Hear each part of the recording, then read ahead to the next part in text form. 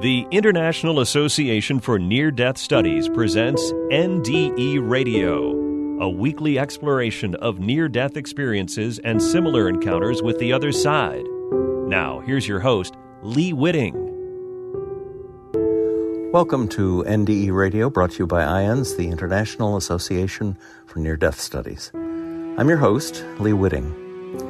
One of the many advantages of being a member of IANDS is the monthly NDE and other spiritually transformative reports written by the experiencers themselves that get sent by email to the members. And from time to time, I'll read one of these reports just to let you know how interesting they can be. This one today is particularly moving. In this account, a man from the UK shares in depth about a spiritual experience he had in 2014, which changed his life. It began with a dream and included a Kundalini awakening and a trip into the light. And this is the report as the experiencer wrote. My thanks to IANDS for providing a space where I can share and explore the following experiences and their impacts on me. They include the most profound experiences of my life, which I rarely share directly with people. Despite the infrequency of my sharing, I feel a strong urge to share these experiences with people as they have radically transformed my life and the way I relate within it, and I believe they can also offer something of that transformation to others. However, I'm well aware of how these experiences, and the experiences that came as a result of them, will seem to the majority of people, and so I've remained silent as a way of safeguarding my fragile sense of self. But that said, I now experience the cosmos as a much more benevolent place, with many beings and worlds present alongside our own that can and do bring great benefits to us. I hope that in sharing my story here, others will see this for themselves and open to the possibility of a far more open state of awareness, capable of interacting with higher energies, and to integrate this as they mature into a healthy, grounded human being. Also, myself and others may present this type of mystical experience as a way of dodging our own human immaturity. To make it clear, I struggle with many personal issues on a daily basis that continue alongside these mystical experiences. For example, I can enter into immature defensiveness when challenged by my partner. I am working to release the energies of racism and white fragility I hold and embody via my biology and culture. And I can be selfish, ignorant, petulant, etc. I feel my journey in life is only just beginning, and far from being an antidote to the challenges of life, I have found these mystical experiences to instead facilitate a far deeper engagement with them, albeit a reluctant engagement for me much of the time. Also, I am recalling this experience from my own perspective right now, and my memory is not perfect and may be influenced by unconscious biases such as a wish to appear valid and important in the eyes of others, and the expectations of what spirituality should look like, internalized from my culture and significant relationships. As such, please take this account below with a pinch of salt. It is my own account and only relates to my own experience. The experiences of other people from other cultures, ethnicities, socioeconomic statuses, family backgrounds, etc. may deviate from this while remaining entirely valid in and of themselves. With all these important points in mind, I present the most significant mystical experiences of my life. The primary experience happened around April of 2014, though I want to share a little of my life before this to provide some context. Sometime near June of 2013, I had my first transformative spiritual experience. Before this, I was struggling, feeling on and off suicidal as I used drugs, alcohol, and partying in a desperate and unconscious attempt to medicate past trauma. I had no direct spiritual awareness and no interest in spirituality. I barely had any concept of the word. An encounter with a spiritual teacher had a profound impact on me, leading my mind to become silent of verbal thought, and a serene presence began to shine through my room. I won't describe it in more detail here, though there is more to say, as it was a powerful experience that completely changed the direction of my life. Filled with a newfound thirst for spiritual awareness, I spent months in and out of the state of presence while reading spiritual books for the first time. This led me to reach out directly to a teacher who became my primary guide over the coming years. I stopped drinking, smoking, and taking drugs as I chose to prioritize moving deeper into presence. Shortly after my first face-to-face meeting with my teacher, and during a period of self-inquiry inspired through reading Nanyar by Ramana Maharshi, I had a dream that led into an experience that I now consider to be an NDE, or at least a near-death-like experience. The dream felt partially lucid, in that it felt more like waking life than a dream, perhaps a type of astral projection. I was seated in front of a man who was teaching me spiritual practices. He said to me, "Feel the awareness in your left hand," which I did. Then he said, "Feel the awareness in your right hand," which I did.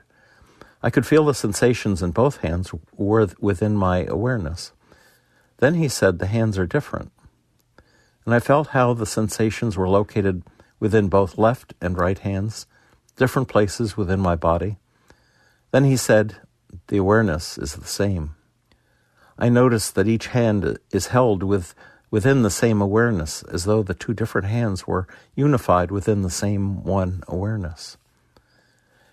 As I recognized this, it triggered a reaction within me. The dream disappeared, and I felt a sensation as though my spine were rapidly rotating backwards to what felt like 360 degrees, an impossible angle. There was a sense of it snapping and a loud crack. As this happened, my experience collapsed, and everything became darkness. It's difficult to say whether or not I was embodied at this point. I would say that I was, however, not in a physical body, though I had a vague sense of my physical body, or an astral body, but as a body that is a kind of unmoving point of experiencing. From this point, I experienced the darkness all around me, which didn't seem to have depth or distance. At some point, time is difficult to accurately determine, a point of light appeared in the distance. It seemed as though it were far away, yet it also didn't really seem to have any depth. It slowly began to grow. As it did, I sensed within me a mix of two clear sensations. One was of an ecstatic joy that seemed within the light. Another was of a death-like fear that seemed within the darkness. The light kept growing, and with it the ecstasy and fear. The ecstasy was like the physical sensation of an orgasm, and the fear felt like death was coming and that my whole world was going to be torn apart. This mix became so intense that I could hear my own voice screaming within the experience. I've never screamed like that in regular life, though I believe it's what I would sound like if I knew I were about to die. There was a point where I felt a threshold, a barrier between me within the darkness and the light itself. The fear and ecstasy had become so intense that it was totally overwhelming, and I felt completely out of control. However, I also felt a presence there with me which was somehow guiding or moving me. At a pivotal moment, I felt invited to cross the threshold from the darkness to the light. Though I had the desire to, I also felt completely overwhelmed by the death-like quality of it and was unable to choose to cross. It felt like crossing the line would mean I would be eradicated. At this point, the presence that was with me became more powerful, and I felt it push me over the threshold. As I crossed over, the darkness completely disappeared, and along with it the sense of death-like fear. All I experienced was golden light, like an ocean that was all I could see. With it, I also experienced the ecstasy, which was like a pristine orgasm that was not distorted by any other experience. The absence of fear was an immense relief. The presence of the ecstasy was pleasurable in a way, though mostly it was simply incredibly intense and very overwhelming. I remained in this state for an unknown period of time.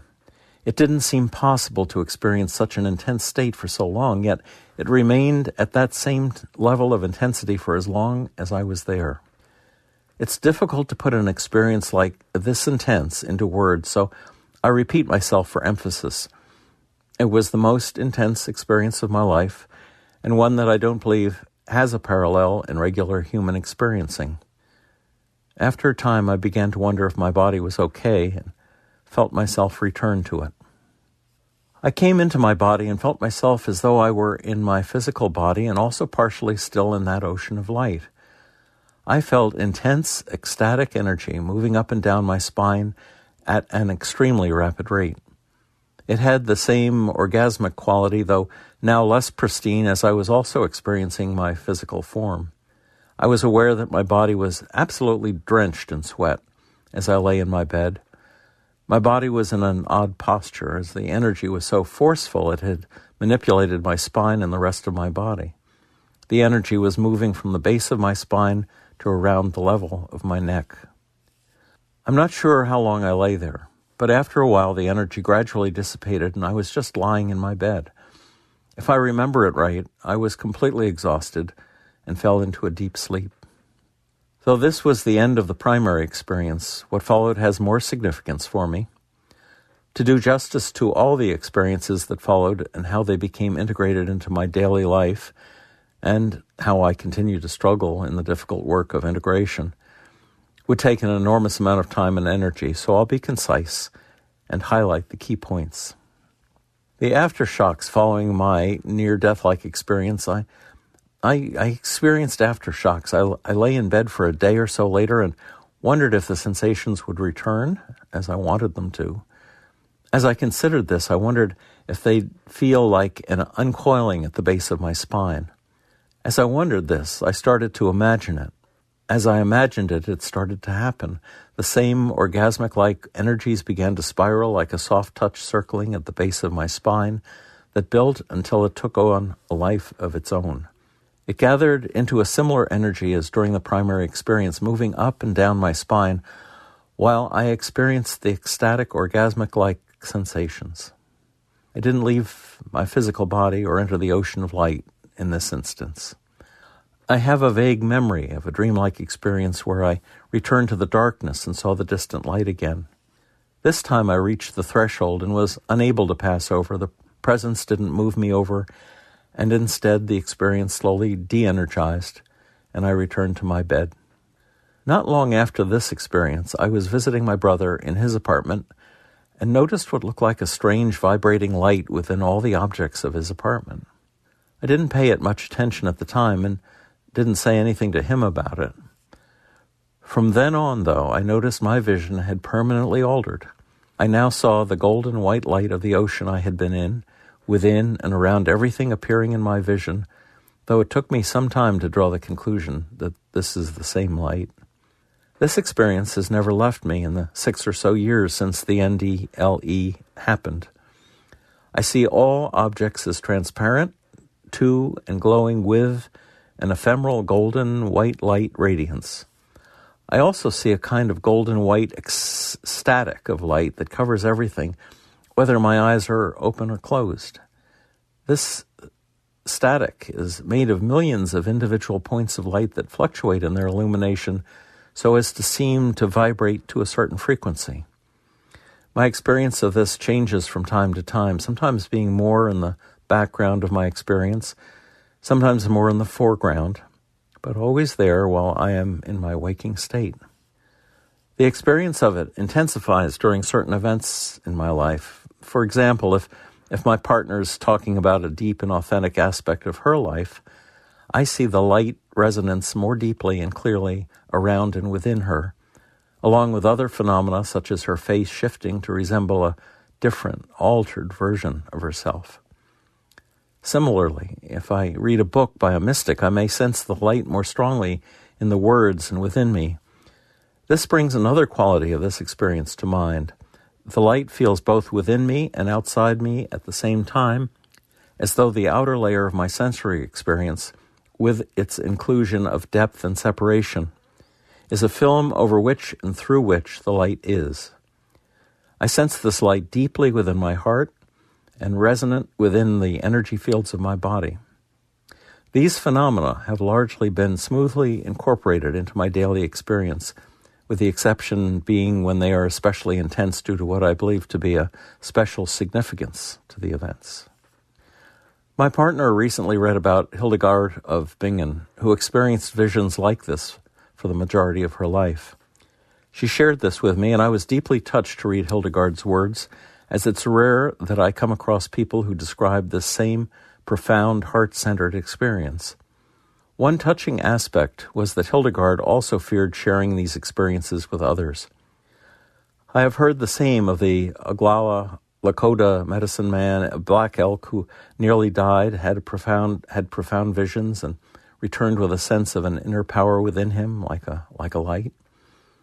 This was confirmed to him by the medicine man of his tribe, who looked at him strangely and said words to the effect, "He has something special to do. I see a light like a power within him." My partner has also pointed out that when I look at the light within her, I have a strange look about me, like I'm looking into her soul, which I suspect in some ways I am. Black Elk also feared sharing his experiences with others, which surprised me due to my prejudiced belief that First Nations people would all be open and supportive of such experiences. That I now share an experience with these mystics of history whom I admire is a challenging fact to reckon with. My tendency is to fluctuate between self-aggrandizement and denial and minimization, and this continues to be an ongoing and sometimes painful integration for me.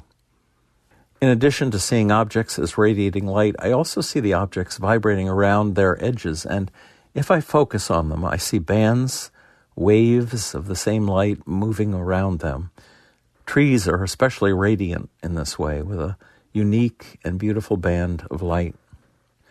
I also hear tones, audio resonances, which began around the same time, of various frequencies and pitches. I had wondered if this was tinnitus. However, I feel no disturbance from it, and it only came about after my NDLE. I wonder if the tones vibrate to the same frequency as the light I see, though I'm unable to validate that, as I'm not sure exactly how to measure it.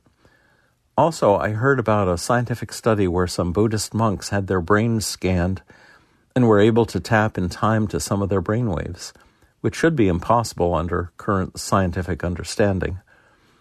I wonder if my brain were scanned and I tapped to the frequency of the light I see or tones I hear, whether they would also be in sync. Alas, I don't have a brain scanner handy to check. Along with the light, I also experienced other events that I had for much of my life considered exclusive to the realms of fantasy and science fiction.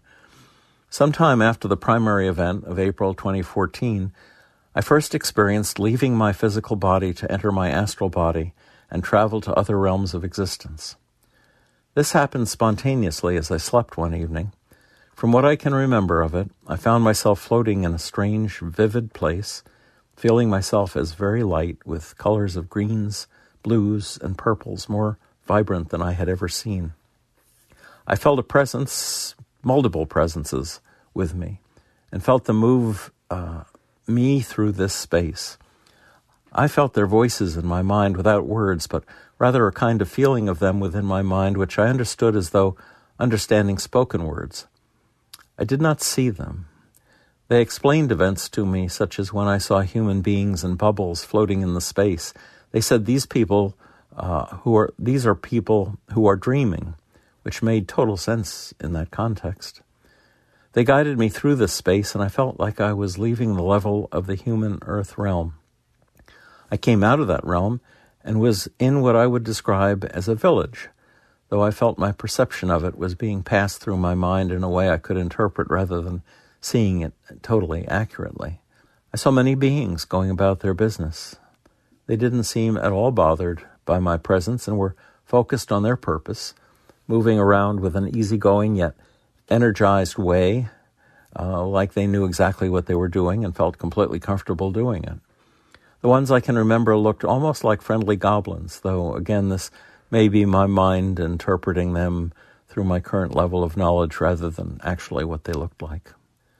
The presences were still with me, and I was guided to a marketplace, where I went up to a stall and was told only a human can hold what I need to collect from there. I picked up the object from a gnome-like merchant and was taken to a pool. I asked what the pool was and was told it's the entry point to the consciousness of another human being. I was told to put the object into the pool, which I did. My intuition on this is that I was helping the growth of consciousness by bringing inspiration from this realm into the mind of a certain human being so that it could grow and bring a higher vibration to them and through them to the earth. Another time I was in a dream, which I suspect was actually an astral projection, where I was myself as a child lying in the bed I grew up in, a place of traumatic memories. As I lay there, I saw a light outside my window. I felt terror, like I did during the tunnel of light experience. A being made of gold and white light, and shaped like a human but without discernible features, like the outline of a human filled with and radiating golden white light, was there.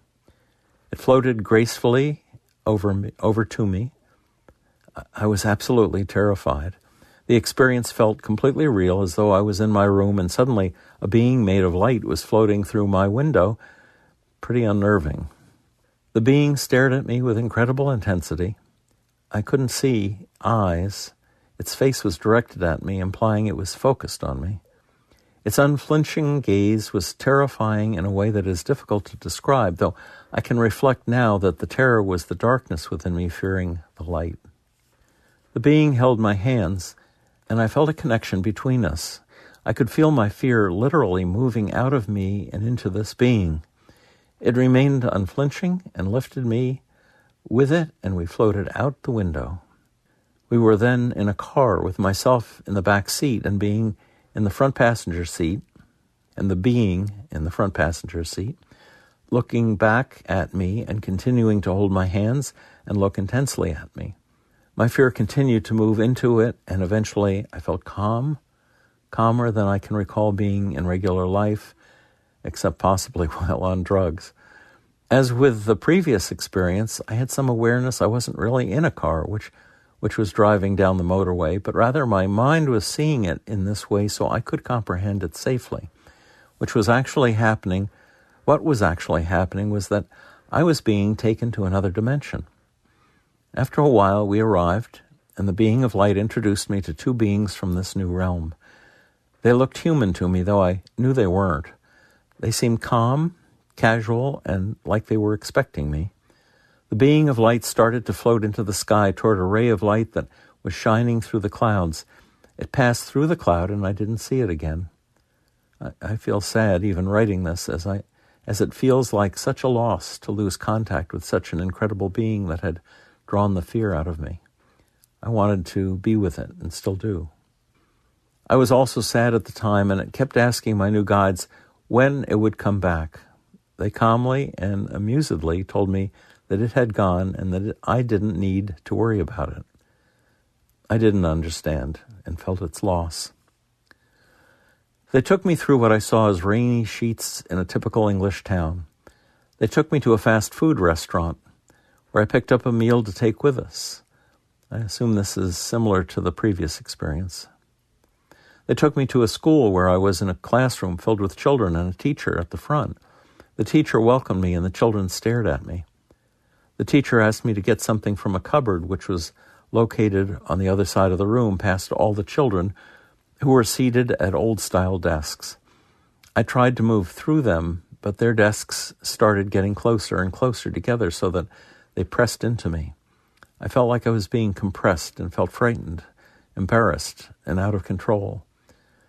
Then I was back in my body. I suspect this classroom was some kind of training ground for otherworldly beings to learn about human beings, though I can't be certain of that. There were some other times when I experienced some type of astral experience. These would happen while I was in bed during a phase of sleep. There was a predictable sequence of events that would happen, including a lucid feeling, a sense of intense inner contraction and undulating, like the fabric of my world was coming undone, a sense of acceleration, letting go, intense and unusual otherworldly sounds, the presence of beings often angelic, where I would hear their voices calling to me. And eventually, if I was able to let go enough, I would experience a death-like state and then leave my body, spend some time in my astral body, or interact with another being. These experiences tended to be quite short relative to the ones I described previously, often ending in me being unable to pass the threshold and leave my physical body, or leaving it and then becoming fearful and returning to it. I describe these experiences in the past tense, as it's been about a year since I had the beginnings of these experiences and longer since actually leaving my body. I was never able to astrally project at will, though I did try to learn for a short time, but I found the process quite destabilizing and decided to focus on grounding. As these unfolded, so did other mystical, spiritual, psychic experiences. Following the NDLE, I was having a period of sick leave from work. I stumbled across some channeling videos by Paul Selig. In one, his guide spoke through him saying they are available to anyone and all we need to do is turn toward them, paraphrased from one of his YouTube videos. One morning as I lay in bed, I was having a dialogue in my mind, asking myself questions about my life. I noticed that my head was gently shaking or nodding in response to the questions, without me even realizing. As I noticed, it occurred to me that these could be my guides, so I asked if this was the case, and my head softly nodded. This was the beginning of my experience of channeling inner guidance, which has evolved over the years. I consider it a form of telepathy, as the experience is often nonverbal and very similar to the experience I had during my first astral projection. It is like a connection in knowing that moves in a way similar to a conversation, but are often wordless and based in a movement of feeling. That said, it can and does make use of words to support the communication of the desired energies. Relatively recently, I've begun to channel with my partner as she asks questions to different aspects of this inner guidance, with myself acting as a conduit between them. The process of channeling can be active, where I intentionally invoke a specific energy being, build a rapport with it, and commune with it, or passive, where an energy being comes to me without my invocation of it, and I may not even realize consciously that I'm interacting with it, similar to the head nodding, shaking mentioned earlier. These experiences of inner guidance have been some of the most profound guidance of my life and offer a wealth of emotional and practical support that I had never conceived of as possible before it began. A few months after the NDLE, I began feeling unusual sensations in my body. I recall sitting at my computer at work and feeling air moving through my arm. It felt pleasant and light, like a breeze, though it was inside my arm. At a similar time, I felt a tight pressure in the center of my forehead, like someone pushing their finger into the space between my eyes. I knew so little about inner energy that at this time that I actually went to the bathroom to check my face in the mirror, as I was concerned my forehead was somehow spasmodically frowning. I was surprised to look at my face, and for it to look the same as it usually did, though I could still feel the pressure in my forehead. In the months following these experiences, I felt similar pressures in other locations, such as my throat, the top of my head, my solar plexus, etc. I had a vague memory of the chakra system and looked up a diagram of it and was not particularly surprised to see the places I felt pressure were shown as major chakras of the human body, energy centers that come alive and open during spiritual awakening. In the present, some 6 years later, I now experience numerous streams of energy flowing through my body, which include focal points at the 7 major chakras, though also it includes many hundreds/thousands of minor chakras that vary in size and energy flow, all throughout my body. My intuition tells me my inner energy field will open in much the same way as how I currently see golden white energy. Hundreds of thousands of individual points of light all flowing and radiating together. Moving back to the present, these energies move in ways relative to my emotional feeling in direct response to my internal and external life experience. At times of stress, they constrict and I feel them tighten. This can be a very unpleasant experience, which I want to strongly highlight as the negative is all too often denied in spiritual circles. To my mind, these contradictions are just as much a part of the journey of awakening as the expansive movements, which tend to be more pleasant. As my inner awareness grows, I see that the human body knows far more than human beings are typically conscious of. Our body knows the truth of our past and can predict our future. It's incredibly important to listen to it and learn from it, including the enormous amount of pain it holds. It can tell us about our ancestors and about the whole of human and cosmic history, as well as the direction for ourselves, our species, our planet, and the interdimensional cosmos. In conclusion, I think if I try and document more, I'll be here forever, so I'll leave this account here. I hope reading this has been helpful to you in some way.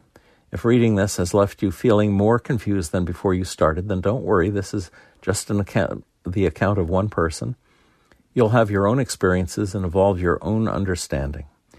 If you've experienced something similar to what I've described and are trying to make sense of it all, I recommend exploring some grounding techniques, spending time in nature, and giving yourself plenty of time and space to let this all sink in. What you've experienced is a massive shift in consciousness that your psyche and body will need time to integrate. At times it will be painful, but it's okay. You'll get out at the end of it, and I reckon you'll smile to yourself as it starts to come together. Here's where the account ends, and moreover, we are out of time for today. If you'd like to listen to this amazing story again or any of our past shows, just go to NDE Radio and hit the Past Shows button. For more information about IANDS, please go to their website at IANDS.org. And join us again next Monday, 11 a.m. Eastern, for more NDE Radio. This is Lee Witting saying, thanks for listening.